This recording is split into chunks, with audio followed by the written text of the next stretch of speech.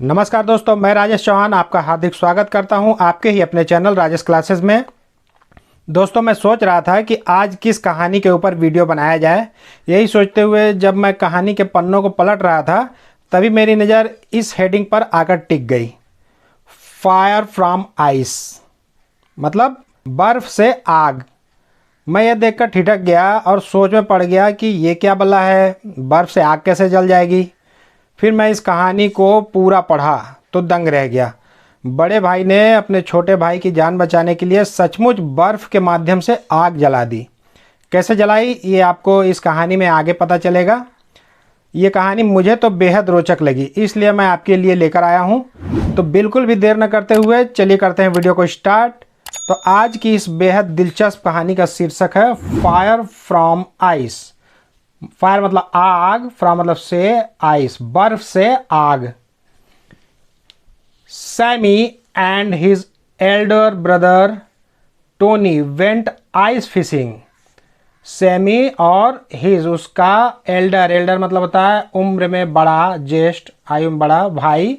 Tony went मतलब गए, past indefinite tense में वर्ब का second form went, go went gone, तो सेकंड फॉर्म लगा। आइस फिशिंग, आइस फिशिंग जो है ये ज़्यादातर ठंडे प्रदेशों में होती है क्योंकि वहाँ पर तापमान 0 डिग्री से नीचे चला जाता है। तो जो ठंडी हवाएं होती है ना, उससे नदियों और झीलों के पानी का जो ऊपरी परत होता है वो जम जाता है, जबकि उसके नीचे पानी का तापमान 4 डिग्री बना रहता है। क्योंकि ऊपर में जो परत जम जाता है वह ठंडी हवाओं को ऊपर ही रोक लेता है, जिससे बर्फ के नीचे पानी का तापमान 4 डिग्री सेल्सियस बना रहता है, जिससे सारे जलीय जीव जीवित रहते हैं। और इन्हीं जमी हुई झीलों में छेद करके बर्फ में मछली पकड़ने को आइस फिशिंग कहा जाता है। ये ज़्यादातर संयुक्त राज्य अमेरिका और कनाडा और नॉर्वे जैसे ठंडे देशों में, प्रदेशों में होता है जहाँ बहुत ज़्यादा ठंड पड़ती है। वहाँ की नदियाँ, झीलें सब जम जाती हैं। ठीक, तो आइस फिशिंग मतलब बर्फ़ में मछली पकड़ना। हम लोग यहाँ पे वाटर में फिशिंग करते हैं, नदी, तालाब, समुद्र में। तो दो भाई थे और दोनों आइस फिशिंग के लिए जाते हैं।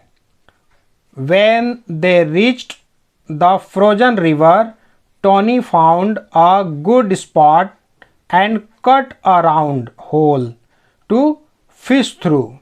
When जब दे मतलब वे पहुँचे, reached, यहाँ डी को टी पढ़ रहे हैं ना, reached जब वे पहुँचे, फ्रोजन रिवर मतलब जमी हुई, फ्रोजन मतलब फ्रीज मतलब जमना, फ्रीज का फ्रोजन हो गया। तो फ्रोजन मतलब जमी हुई नदी के पास जब पहुँचे तो जो टोनी था वो पाया, फाउंड मतलब पाया, एक गुड, एक अच्छा स्पॉट। स्पॉट मतलब होता है निशान, स्थान, धब्बा भी होता है, लेकिन यहाँ एक अच्छा स्थान, एक अच्छा स्थान पाया। और कट अ राउंड होल, एक गोल, राउंड मतलब गोल छेद के रूप में काटा उस जगह को। टू फिश थ्रू मछली पकड़ने के लिए, ठीक है ना। After a while there was a sharp tug on the line. After a while कुछ समय पश्चात, कुछ समय बाद। आफ्टर अ वाइल मतलब होता है कुछ समय बाद। देयर वॉज अ शार्प टग, टग मतलब होता है खींचना, खिंचाव। तो शार्प मतलब तीखा, तेज, पैना।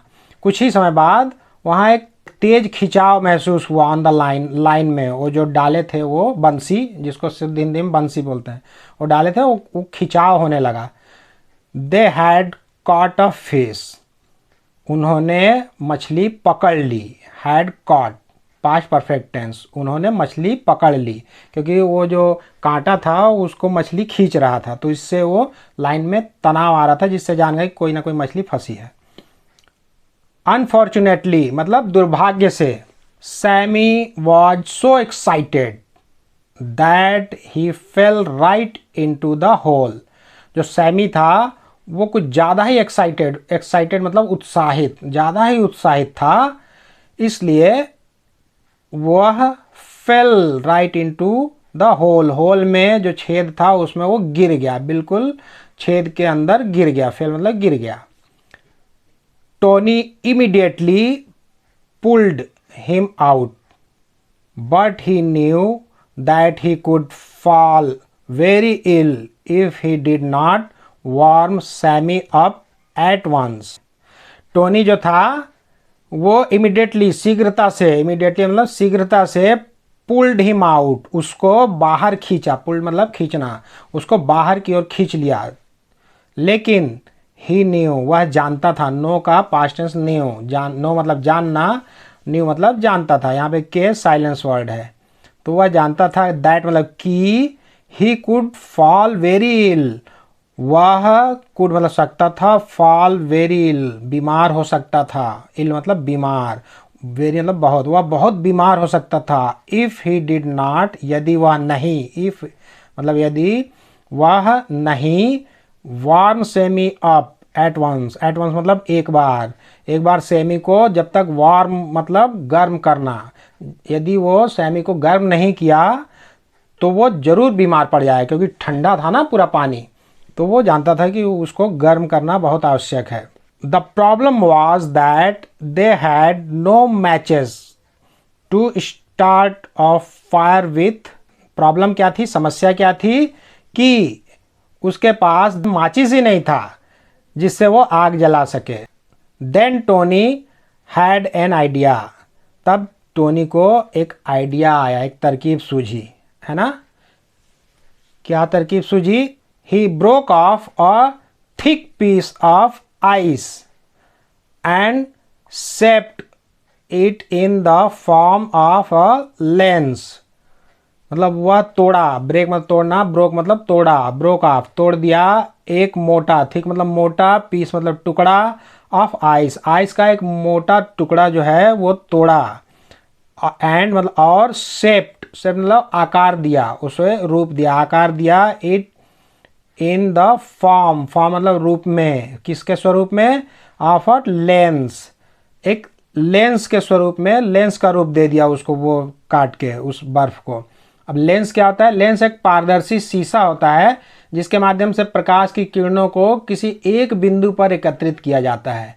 ये 3 प्रकार की होती है लेंस, फिजिक्स में हम पढ़े थे, समतल लेंस, उत्तल लेंस, अवतल लेंस। ये होता है ना जब हमें कम दिखाई देने लगता है, पास की नज़र कमज़ोर होती है या दूर की नज़र कमज़ोर होती है तो लेंस लगती है ना, तो वही लेंस है, ठीक ना। He then collected some twigs and branches, वह तब कलेक्टेड इकट्ठा किया कुछ, सब मतलब कुछ, ट्विग्स, ट्विग्स मतलब होता है टहनियाँ, और ब्रांचेस शाखाएं, जो वहाँ पे सूखी टहनियाँ और शाखाएं पड़ी हुई थी उसको कलेक्ट किया, इकट्ठा किया, और उसके बाद यूजिंग द आइस लेंस, और वो जो बर्फ़ की जो लेंस बनाया था उसका इस्तेमाल करते हुए, ही फोकस्ड द सन रेज, वो सन रेज सूर्य के प्रकाश की तरफ फोकस किया, वो इस तरह से, है ना, ताकि सो दैट एक साथ लगेगा कहीं भी तो उसको पढ़ते हैं ताकि the twigs might catch fire, जो टहनियाँ है वो आग पकड़ सके, माइट मतलब सके, सकना, है ना, तो वो जो लेंस था आइस लेंस को वो इस तरह से फोकस किया सूर्य की रोशनी और टहनियों के बीच में रखकर, ताकि वो टहनियाँ आग पकड़ सके। 10 मतलब होता है इस प्रकार, 10 he lit a roaring bonfire, 10 मतलब इस प्रकार, ही मतलब वह, लिट मतलब होता है जगमगाना, ज्योतिर्मय, लपट उपटना, लपटना, जब आग जलती है ना तो वो लपट होता है उसे। रोरिंग मतलब होता है दहाड़ना, दहाड़ते हुए, बोन फायर मतलब होता है होलिका, अलाव, जो बड़ी बड़ी लपटों के साथ आग जलती है उसको बोन फायर कहते हैं। तो इस प्रकार वो आग पकड़ लिया और बहुत धू धू करके जलने लगा, वो जो टहनियाँ थी इस प्रकार टहनियाँ धू धू करके जलने लगी। विच वार्म्ड सैमी अप, जो कि सैमी को गर्म कर दी, जिससे उसको आग को ताप कर सैमी गर्म हो गया, वरना वो ठिठुर रहा था और बीमार भी पड़ जाता। Sammy could not believe that Tony had really created fire out of ice, Sammy को यकीन नहीं हो रहा था, बिलीव मतलब यकीन करना, विश्वास करना, सैमी को यकीन ही नहीं हो सका कि, दैट मतलब कि टोनी हैड रियली, वास्तव में टोनी क्रिएट पैदा कर दिया, उत्पन्न कर दिया, फायर आग को, आउट ऑफ आइस, आइस के माध्यम से आग जला दिया। जैसे हम लोग को यकीन नहीं हो रहा था वैसे उसको भी यकीन नहीं हुआ। तो देखा आपने, ये टोनी ने एक अपनी क्रिएटिव माइंड का प्रदर्शन करते हुए एक बहुत बड़ी समस्या को चुटकियों में हल कर दिया और अपने छोटे भाई को भी बीमार होने से बचा लिया। तो इस कहानी के माध्यम से आज भी हमने नए नए वर्ड्स की मीनिंग को जाना और ग्रामर की बारीकियों को भी जाना। साथ ही एक सीख भी मिला कि मुसीबत के समय बिना घबराए अपने आसपास मौजूद सीमित साधनों को भी उपयोग करके असंभव कार्य को भी संभव किया जा सकता है और बड़ी आसानी से मुसीबतों से पार पाया जा सकता है। अगर मेरा यह वीडियो आपको पसंद आया तो चैनल को लाइक करें, सब्सक्राइब करें और बेल आइकन को प्रेस करके ऑल पर ज़रूर सेट कर लें ताकि मेरे आने वाले हर वीडियो का नोटिफिकेशन सबसे पहले आपको मिल सके। तो बहुत जल्द मिलते हैं एक और मज़ेदार वीडियो के साथ। तब तक के लिए आप लोग अपना ध्यान रखें, खुश रहें, मस्त रहें, स्वस्थ रहें। नमस्कार।